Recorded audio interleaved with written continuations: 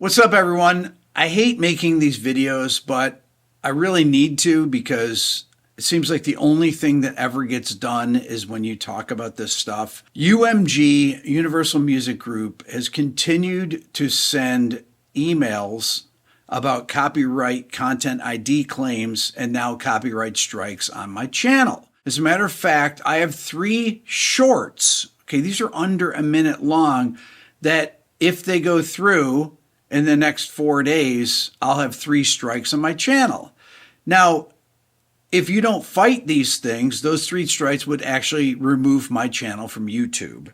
The first one is here. It's an Adam Duritz video. It's a short, and it's using the song 6th Avenue Heartache. You sang the harmony part on 6th Avenue Heartache. Oh, yeah. If you want to know how much money this is over, that one video, the 6th Avenue Heartache one, made $36.52 with its 250,000 views. So they're going to take my channel down over less than $100 for using a small segment from an interview with him on a song he sang on. Okay?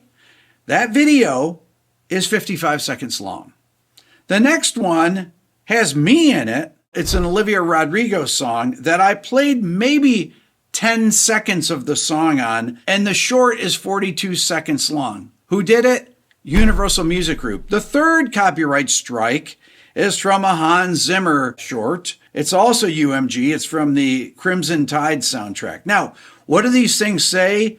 It says, what happened? Your video is scheduled to be removed in 4 days, and your channel will get a copyright strike due to removal request from a claimant. The claimant is Universal Music Group, UMG.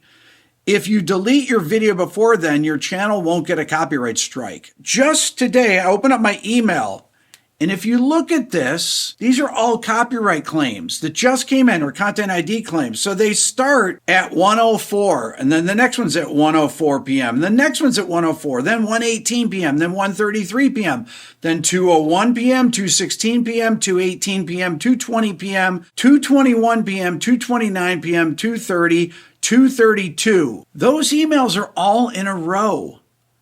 That's how many I got just between 1:30 and 2:30. All those content ID claims from videos that are all fair use. Now, I mentioned this a few weeks ago when I made the video when I was talking about the Professor of Rock and his challenges with copyright content ID claims, threats to strike your channel and take it down, things like that. And it continues to happen.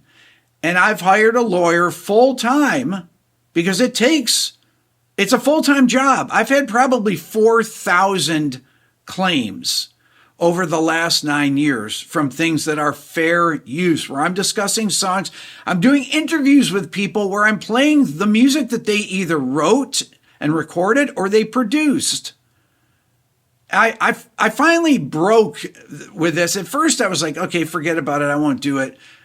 And then I did a Rick Rubin interview, and it had 13 copyright claims in the video. That's when I hired a lawyer to fight these. And what he's done is he fought every single claim.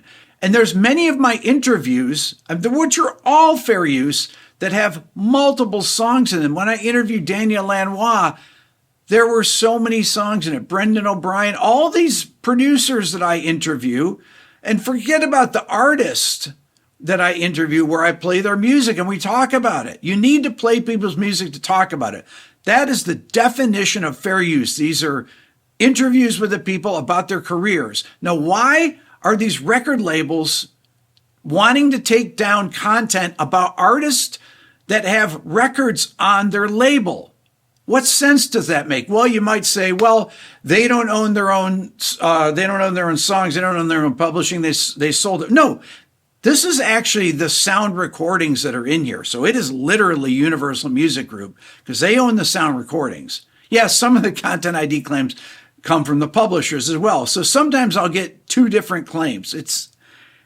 I don't even understand how this works, honestly. But we have successfully fought thousands of these now.